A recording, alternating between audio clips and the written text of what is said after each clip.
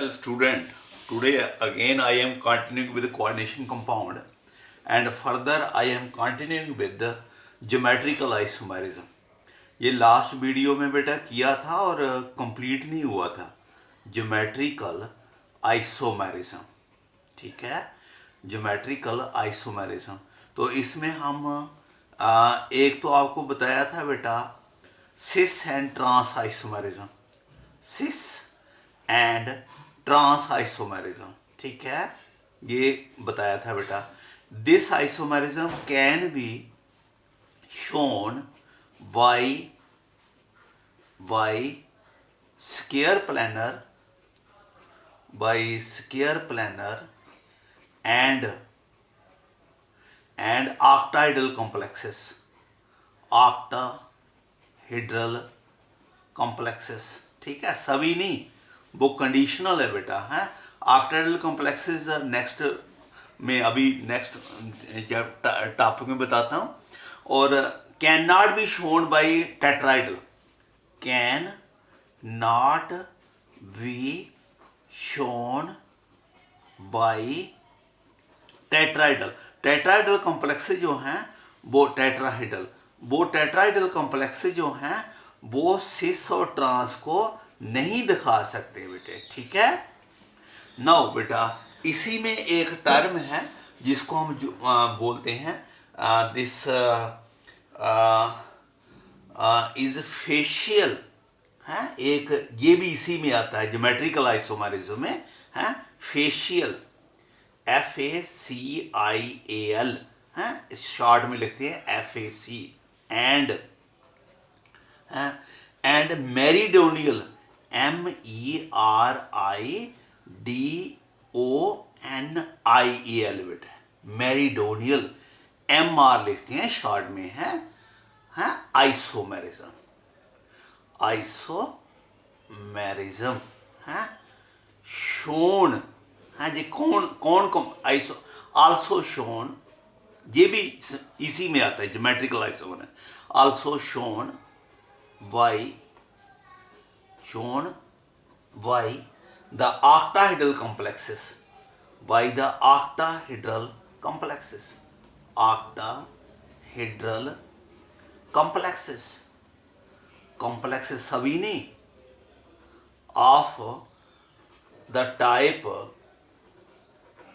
MA3V3, इस type के, जिसमें 3 लिगेंड एक टाइप के हैं और 3 लिगेंड बी टाइप के हैं। जैसे फॉर एग्जांपल ये हो गया बेटा cobalt NH3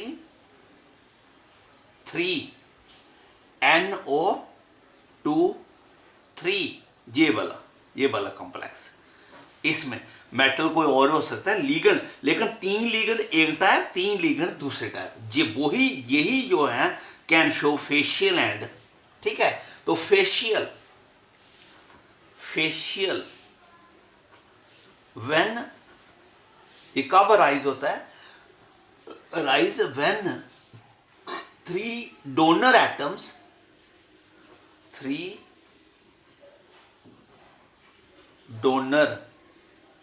atoms of the ligands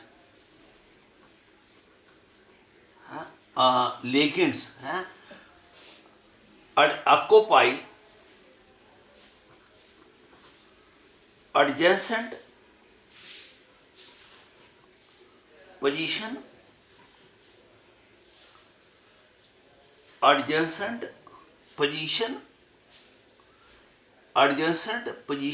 at the corners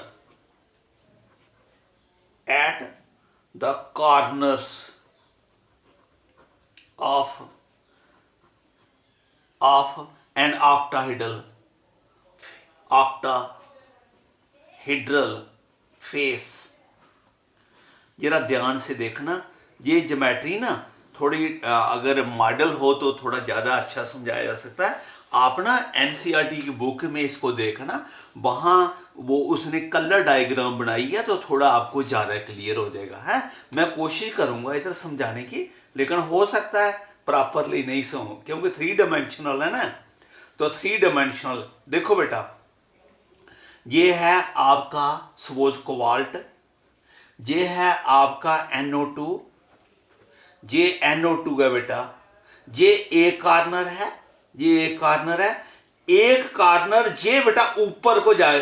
octahedral कैसे बनता है? ऊपर को बेटा है, एक ऊपर को होता है ऊपर को देखना, इधर से पकड़ के ध्यान, इधर पकड़ दिया, इसका कार्नर तीनों एक को टच करे, फेस बना ले, फेस। देखो इधर ध्यान से सुनो, ये ऊपर है ऐसे, जहां रख दिया, दिख रहा है जहां रख दिया, इसका कार्नर, इसका कार्नर, इसका कार्नर, तीनों कार्नर एक फेस बना रहे हैं, इसलिए इसको बोलते हैं फेशियल है। When donor atoms occupy adjacent period at the corner of octahedral, तब ये फेशियल राइज होता है। जब ये है, ये NI3 है, ये NI3 है, ये भी फेशियल बना रहा, इसका NO2 ऊपर है, ये फेस बना रहा, और इसका NI3 नीचे है। ध्यान से सुनना, ये NI3 जैसे ऊपर है ऐसे NI3 नीचे है, उसका फेशियल कार्नर, इस दो कार्नर और नीचे जाके ये बना रहा है, ऊपर ये बना रहा है, ये ऊपर बना रहा है और वो नीचे बना रहा है, दो फेशियल बन रहे हैं, एक ऊपर एक नीचे। ठीक है, ये NO2 है, ये ऊपर है, और ये NI3 जो है ये नीचे है, ये नीचे वाला और ये दो, और ये ऊपर वाला और ये दो फेशियल बना रहे हैं। दूसरा कौन सा पता है? मेरिडियल। फिर एक बनता है मेरिडियनल। मेरिडियनल, मेरिडियनल कब बनता है? मेरिडियनल, जिसको हम आइसोमर इज अराइज्ड। बेटे देखा ध्यान से, ये थोड़ा मैंने आपको बताया ना, जो कलर डायग्राम हो तो बेटर है, जहां फिर इसका मॉडल हो, कोशिश करना NCERT की बुक से। अराइज्ड व्हेन, ये पता है कब अराइज होता है? व्हेन ये जो आपके हैं meridional position around the meridian, when the 3 adjacent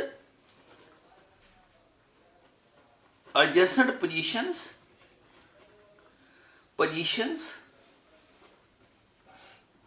are around the meridian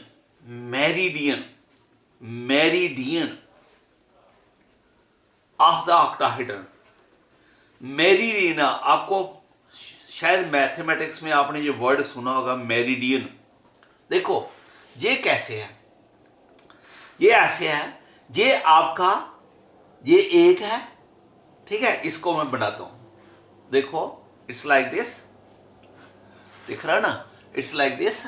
ये है cobalt, this is NO2, this is NO2, ठीक है, और दिस इज आल्सो NO2।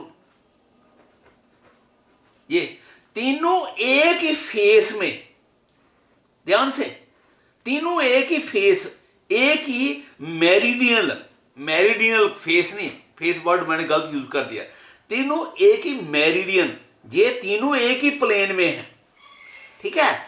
ये मेरिडियन, उसका ऑक्टाहेड्रल का मेरिडियन को ऑक्यूपाई कर रहे हैं ये तीन, ठीक है, और ये भी मेरिडियन है NH3, ये NH3 और ये NH3, ये एक मेरिडियनल है, ये एक मेरिडियन बन रहा है इन तीन का और इन तीन का, तो दे आर कॉल्ड ये मर फेशियल एंड मर आइसोमर। तो दिस इज, कोशिश करना बेटा समझने की, हाँ नहीं समझना मेरे से फिर ऑडियो समझ लेना, ऑडियो में बात कर लेना मेरे से, ओके। नाउ बेटा next is octahedral isomerism।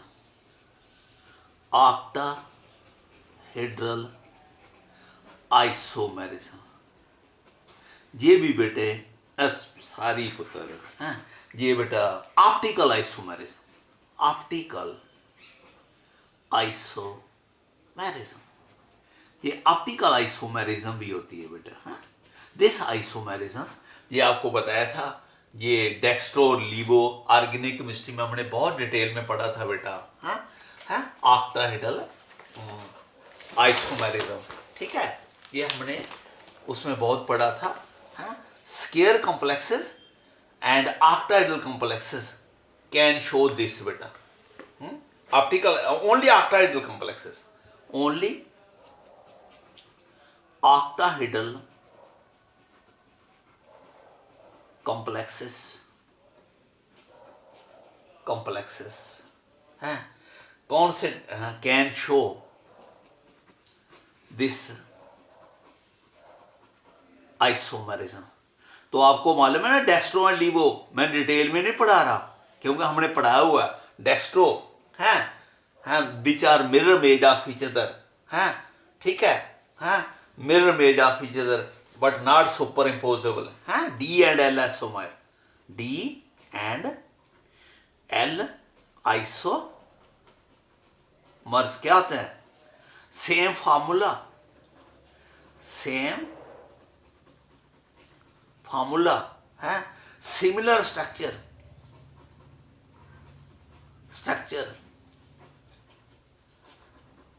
Mirror image of each other, mirror image of each other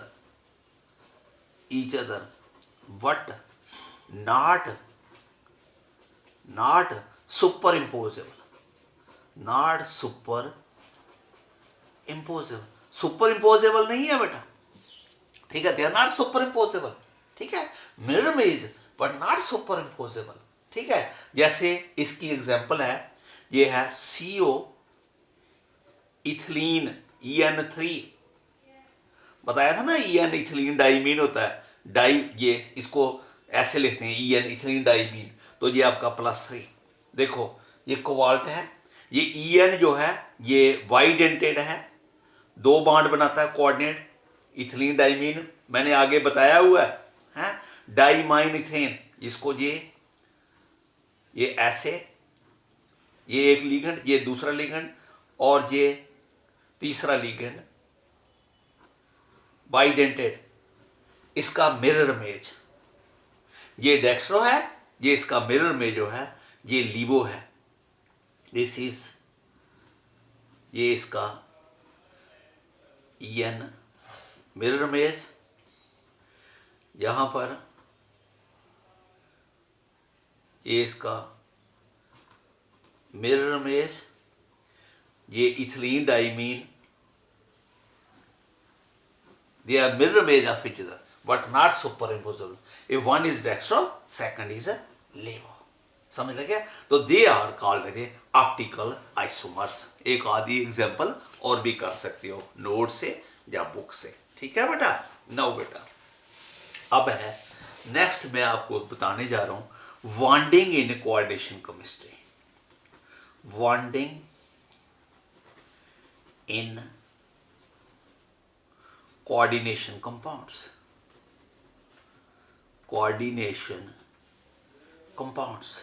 देखो बेटा ये इसको बोलते हैं Werner's coordination theory, Werner's coordination theory. ये जो बेटा वर्नर कोऑर्डिनेशन थ्योरी है ना, वर्नर कोऑर्डिनेशन थ्योरी, ये एल्फ्रेड वर्नर एक साइंटिस्ट हुआ है, रशिया का था बेटा, रशियन साइंटिस्ट था, एल्फ्रेड वर्नर,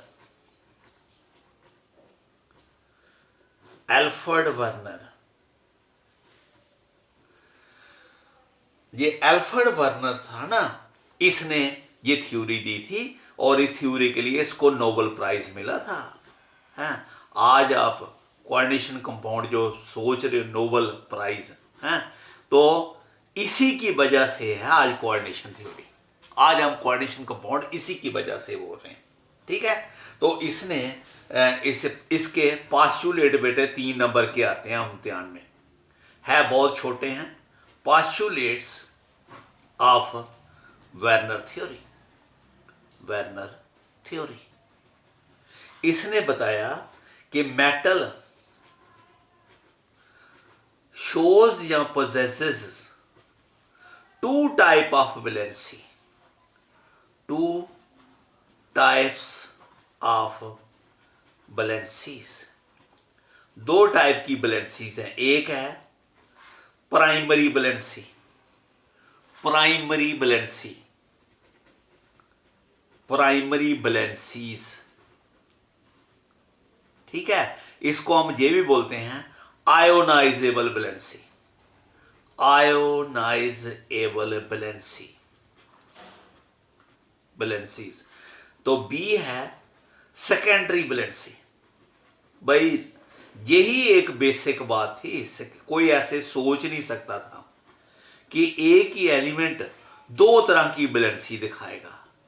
हाँ, दिस वाज हिज, उसने दिया था ये आइडिया, है और आज करेक्ट है। सेकेंडरी वैलेंसीज और सेकेंडरी वैलेंसीज का जो दूसरा नाम है that is called as a secondary valency का non ionizable valency. Non secondary valency कह दो या नॉन आयोनाइजेबल वैलेंसी। देखो अभी समझाता हूं। नॉन आयोनाइजेबल वैलेंसीज, दो तरह की वैलेंसी। इसका दूसरा है जो आयोनाइजेबल वैलेंसी है, प्राइमरी वैलेंसीज, इसको हम प्राइमरी वैलेंसी कहते हैं। Primary valencies are satisfied by forming ionic bond, ionic bonds बेटा, ठीक है। जैसे एग्जाम्पल है FeCl3 है, NiCl2 एटसेट्रा बेटा। इसमें आयरन +3 है और क्लोराइड क्या है -3। ये primary valency. Third secondary valencies,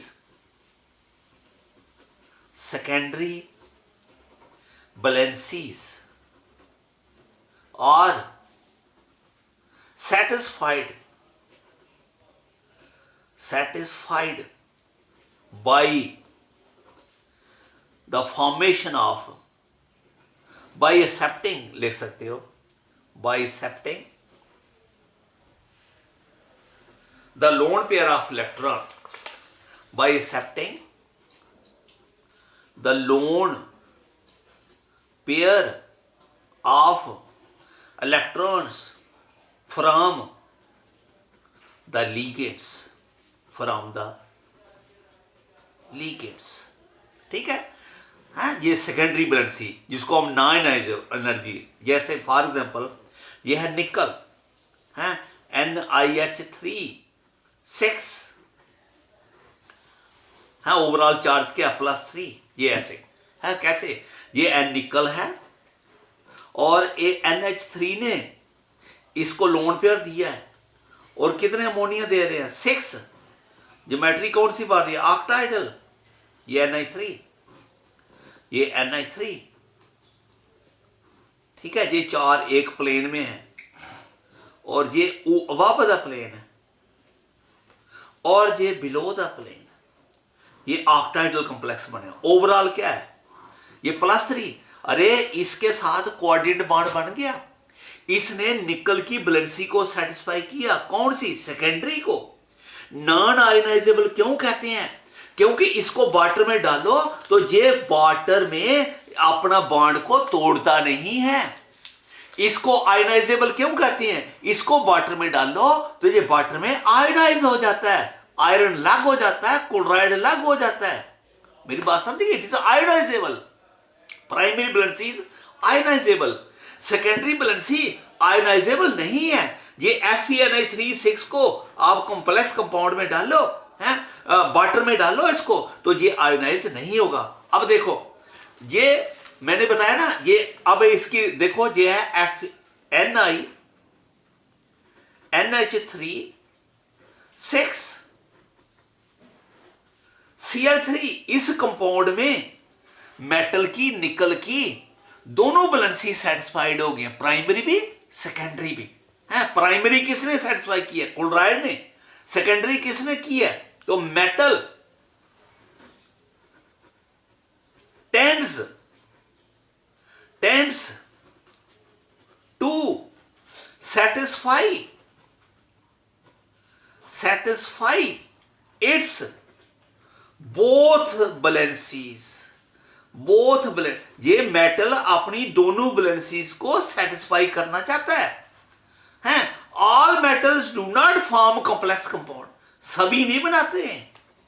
all metals do not, सिर्फ ट्रांजिशन बनाते हैं ज्यादा, do not form complex compounds. ठीक है, ये वार्नर ने कहा था।